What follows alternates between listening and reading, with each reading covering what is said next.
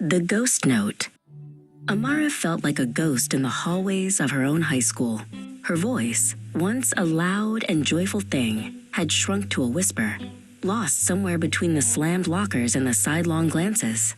She'd doodle lyrics in the margins of her notebooks, melodies that lived and died in the quiet of her room, too afraid to give them air. At home, things weren't much louder.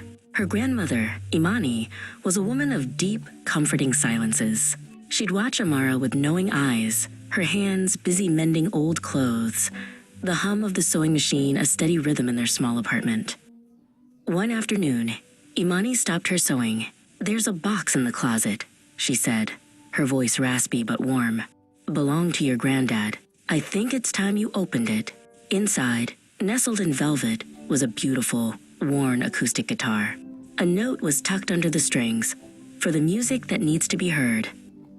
The guitar felt foreign in her hands at first, the strings stiff and unforgiving. But Amara was stubborn. She spent hours in her room, fingers aching, chasing the melodies in her head. Slowly, clumsily, the chords began to form, and with them, the words she'd kept locked away started to tumble out. There was a girl in her art class, Chloe. Chloe had paint on her jeans and stardust in her eyes. She drew sprawling, colorful murals and wasn't afraid to be bright and loud in a world that often preferred gray. Amara found herself writing songs about her, secret anthems of admiration and a blooming, terrifying crush.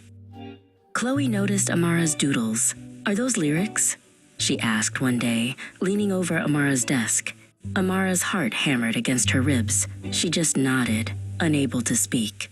"You should play them for me sometime," Chloe said with a smile that could power a city. The school's annual talent show was announced. The thought of performing sent a wave of nausea through Amara.